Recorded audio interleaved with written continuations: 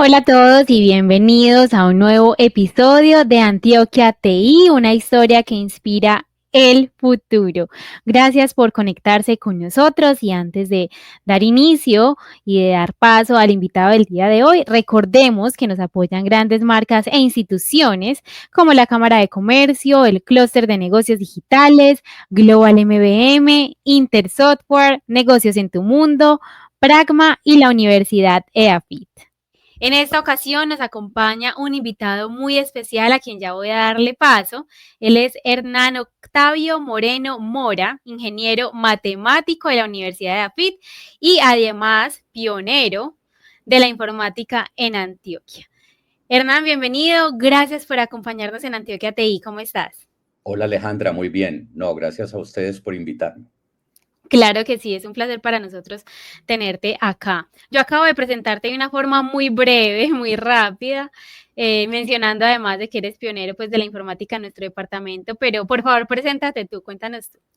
Bueno, mi nombre es Hernán Moreno y hace pocos días obtuve mi grado de ingeniero matemático en la Universidad de AFIT después de una larga vida profesional y después de haber estudiado geología en la Escuela de Minas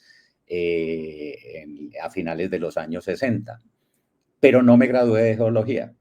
Ok, Terminé la carrera, pero no obtuve el grado, pues no presenté la tesis y ya que empecé mi vida laboral muy temprano. ok, bueno, felicitaciones por este reciente logro. Gracias, Alejandro.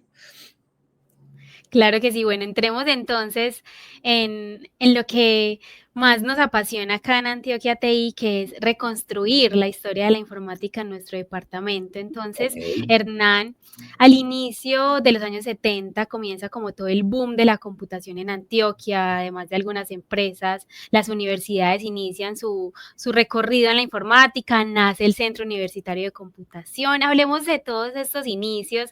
¿Qué recuerdas de la época y cómo fue tu participación además? Bueno, mucho y todo eso marcó mi vida realmente.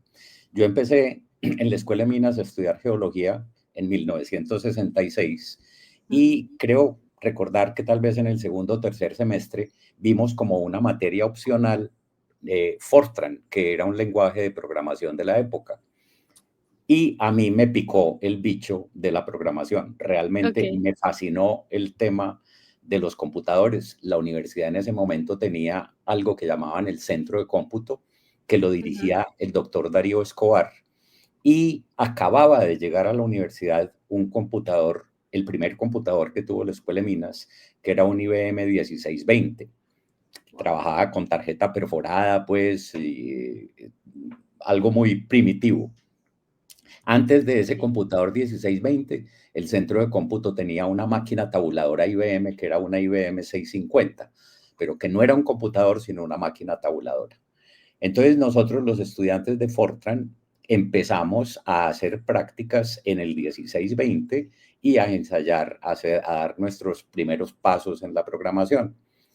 Y como te decía ahorita, a mí me picó el bicho de los computadores y eso me apasionó y junto con algunos compañeros recuerdo mucho a Julio Leonzo Álvarez, Pedro Wolf, Luis Fernando Ok. Ochoa, Héctor Hernández, un español que se llamaba Juan Manuel Vilá, Eugenio Castaño. Nos engomamos mucho con el tema de los computadores y finalmente yo me volví, hice una muy buena amistad con Darío Escobar y con José Ok. Miguel López, que era el asistente de Darío en el centro de cómputo, y me volví monitor del centro de cómputo. Entonces era la oportunidad, yo creo que quise volverme monitor más por la plata que me pagaban, por la Claro. oportunidad de tener acceso prácticamente ilimitado Sí. al 1620. Ese fue como el principio. Ahora, yo seguí haciendo mi carrera de geología, pero realmente mi vida empezó a voltearse hacia el mundo de los sistemas Ok. y eso contribuyó a que nunca me graduara de geología, sino que me dediqué a los sistemas y toda mi vida profesional prácticamente estuvo en el mundo de los sistemas. Súper chévere. Hablemos entonces de las empresas. ¿Qué recuerdas? ¿Cuáles empresas estaban marcando el paso en este momento? ¿Qué nos puedes contar en este aspecto? A ver, yo creo que IBM era muy importante. Ujú, Y IBM pues siempre estaba detrás y era quien traía los computadores a las universidades. Más adelante la Escuela de Minas compró otro computador más moderno que era también IBM, un 1130. ok. Y pues IBM siempre tenía una importancia preponderante en todo lo que tenía que ver con nosotros, eh, sobre todo mientras estábamos en la universidad. Ujú, Ahora, las empresas industriales en Medellín empezaron en esa época a incursionar en la computación ujú, y pues digamos la que más yo recuerdo porque finalmente trabajé con ellos fue un consorcio que se llamaba Comsisa, que lo crearon Cervecería Unión, Enca de Colombia y Pepalfa y compraron un computador IBM ya mucho más potente, lo que en esa época llamábamos un mainframe, que era sí, un IBM 360. sí. Ese computador se instaló en un tercer piso de un edificio que quedaba en la avenida La Playa con Sucre y allá empezamos a trabajar, y digo empezamos porque dos de mis compañeros, que eran Julio Leonzo Álvarez y Pedro Wolf, habían empezado a trabajar en Cervecería Unión, a crear Ujú, el departamento de sistemas de Cervecería Unión, y me llamaron a mí para que empezara a trabajar con ellos como programador. ok. Entonces, fueron muchos años trabajando, haciendo la programación de todos los sistemas de contabilidad y de los sistemas de ventas de Cervecería Unión. Digamos que eso es lo que más recuerdo de esa época. Ahora, un poco más adelante, eh, a mí me ofrecieron, Ujú, por intermedio del doctor Gabriel Poveda Ramos, que había sido profesor mío en la Escuela de Minas, lo recuerdo mucho como profesor de álgebra lineal, me ofrecieron si quería ir a trabajar con una nueva empresa que estaba creando el Grupo Mundial, se llama Inversiones Mundial en esa época, que eran Cacharrería Mundial, Pintuco, Tintas, mm, Andercol, Plastider, era un grupo de empresas muy importante y ujú. querían montar una empresa que manejara todas las aplicaciones de sistemas de las empresas del grupo. Yo les dije que sí, me retiré de Cervecería Unión y me tocó fundar lo que se llamó Ordenadora de Datos, que todavía existe. Wow, ok. Entonces, digamos que ahí eso fue un proceso muy importante porque tocó, muy interesante porque tocó empezar desde cero. Lo primero fue conseguir la casa donde, un sitio donde montar el centro de cómputo, donde montar ordenadora. Finalmente se hizo en una casa que perteneció a don Peter Santamaría Álvarez en Cuba con Sucre. La casa todavía está ahí, todavía existe. Sí. Sí. Y pues me acuerdo que tuvo que montar un piso falso, adecuar las oficinas y compramos un computador Century, NSR Century 200, que, que hasta ese momento lo había pertenecido, si yo no recuerdo mal, a Hernán Trujillo, que fue otro de los pioneros de la computación y de la tecnología en Ok, Medellín. ok. Entonces montamos ordenadora de datos y empezamos a trabajar en la sistematización de todas las aplicaciones de las empresas del Grupo Mundial y ahí estuve varios años y fue un aprendizaje bien interesante. Claro. Hernán, en medio de toda esta experiencia, todos estos hitos que hemos venido recordando, ¿cuáles crees que fueron los desafíos principales del entorno tecnológico del momento? O sea, ¿qué recuerdas así como que era un reto grande a resolver? En mi experiencia, digamos que el reto más grande era aprender cómo aprovechar los recursos que tenían los computadores con los cuales trabajábamos. Estábamos en las primeras etapas de la computación y realmente los computadores no eran muy potentes, no eran muy Mm, poderosos, aunque nos permitían hacer mucha cosa, tenían un montón de limitaciones. Pues yo creo claro, que hoy un teléfono celular tiene más potencia que el Century 200 con que trabajábamos en aquella época. sí. Y Específicamente, el Century 200 tenía muchas fallas de hardware. Allá prácticamente vivían los técnicos de la NSR ayudándonos a que el computador funcionara. Y los lenguajes de programación pues estaban en desarrollo. Digamos que en esa época básicamente lo que nosotros hacíamos era programar aplicaciones de tipo administrativo, lo cual se hacía en COBOL o se hacía en otro lenguaje que ya no se usa, que se llamaba RPG. Ok.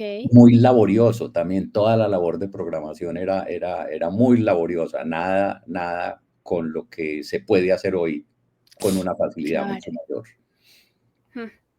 Claro, me imagino. Hablando como de todo este tema del inicio de la computación, ya hemos tocado pues como el factor empresa, pero las universidades también han sido pues actores muy claves en todo esto. ¿Cómo recuerdas que fue el inicio de la computación en las universidades? Bueno, para mí fue con el Fortran, como te digo. Ujú, Aprender Fortran y aprender a programar Fortran. Y teníamos un grupo de compañeros que nos dedicamos a trabajar y como a entender muy a fondo el potencial del Fortran. Mm, en el caso de la Escuela de Minas, ese fue el principio realmente. Y ujú, era, digamos, lo que más eh, hacíamos y trabajábamos en el centro de cómputo. Pero por esa época empezamos a estudiar otros lenguajes de programación. Yo recuerdo mucho que en mi caso empezamos a estudiar el assembler, que es el lenguaje de máquina, digamos, el lenguaje básico en el cual trabajan los computadores, algo muy complejo, ujú, eh, y a entender qué eran los lenguajes de programación realmente. Por esa época, un tiempo después, a mí me llamaron de AFIT para dictar un curso de lenguajes de programación y estuve un par de semestres, yo no me acuerdo si 2 o 3 semestres, dictando una clase que se llamaba lenguajes de programación, donde básicamente le explicábamos a los estudiantes qué era un lenguaje de programación, cómo era la forma de comunicar el hombre con la máquina.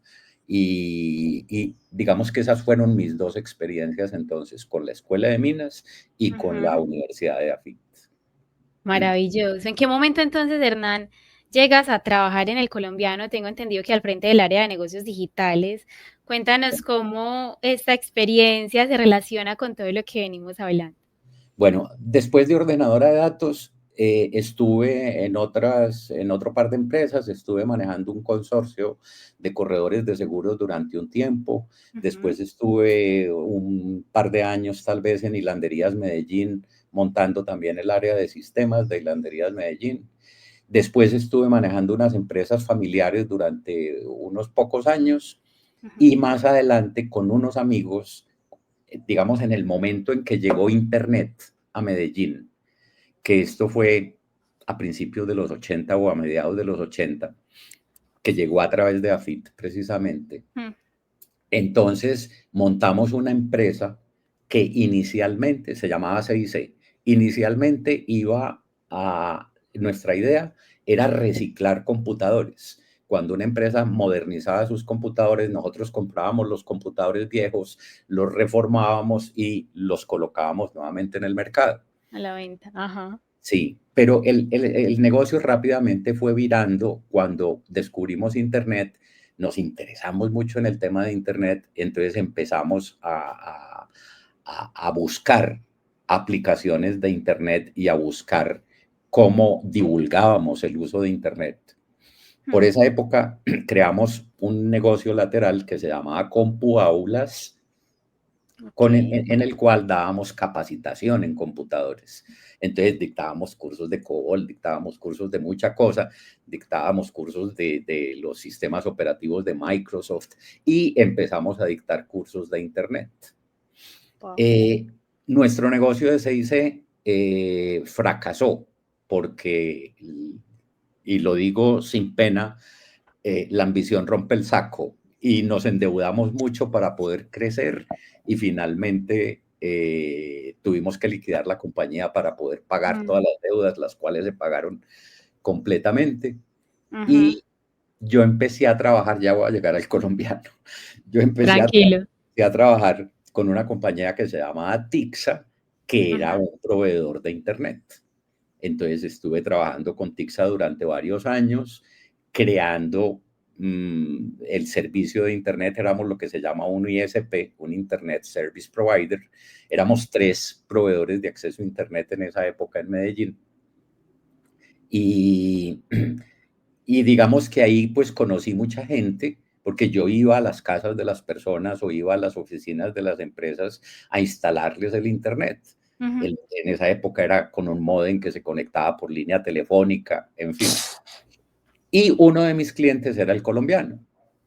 Entonces, en algún momento, quien dirigía el área de medios electrónicos, que así se llamaba en el colombiano, se retiró y me llamó a preguntarme si a mí me interesaría ocupar el puesto de él.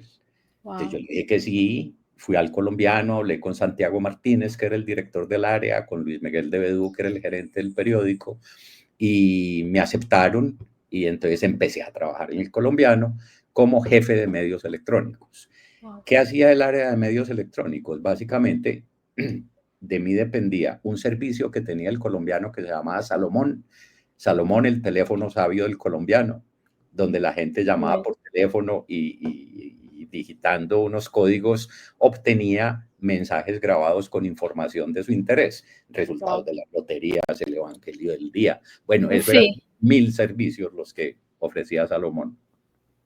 Y un grupo de periodistas que convertían el contenido del periódico, el contenido noticioso, el contenido editorial del periódico, lo convertían al medio digital. Teníamos una página web que era elcolombiano.com y ahí empezó. Pues montamos elcolombiano.com y empezamos a generar contenido para elcolombiano.com. Ese fue el principio. Más adelante, digamos que el área empezó a evolucionar. Ahora, yo no era periodista. Los periodistas estaban bajo mi control, pero no desde el punto de vista editorial, sino desde el punto de vista de la tecnología, ¿no es cierto? Tecnológico, Yo era el responsable de la tecnología, pero no era responsable del contenido editorial. Tenía un periodista que se llamaba Juan José García, que era el responsable de todo, editorialmente, de todos los contenidos. Pero entonces te decía que un poco más adelante, por iniciativa de la gerencia, empezamos a buscar la forma de generar ingresos para el periódico en el área de medios electrónicos. Entonces, pues hombre, la forma más obvia era la venta de publicidad, de avisos publicitarios en las páginas electrónicas del periódico, en el sitio web, en elcolombiano.com. Entonces empezamos a montar eso y a evolucionar en ese sentido y a estudiar otras posibilidades de generar ingresos. Al final yo propuse que le cambiáramos el nombre al área, que ya no se llamaba medios electrónicos, sino negocios digitales o área de negocios digitales del colombiano. Y hasta el momento de mi retiro del periódico. ¿En qué año te retiraste? Me retiré en el 2011. Yo ingresé en el 2001 y me retiré en el 2011. Estuve 10 años con ellos. Claro, total. Qué experiencia tan enriquecedora y qué hito también tan importante para... Sí, mucho. Fue muy importante y me permitió aprender muchísimas cosas. Total, supongo que sí. Bueno, Hernán, para ir cerrando pues esta conversación, me gustaría conocer tu visión acerca de cómo ves el desarrollo de la informática en este momento, este crecimiento exponencial que estamos teniendo y que pues seguirá existiendo. ¿Cuál es tu visión? Pues mira, yo creo que la inteligencia artificial llegó para revolucionar completamente todo lo que veníamos haciendo.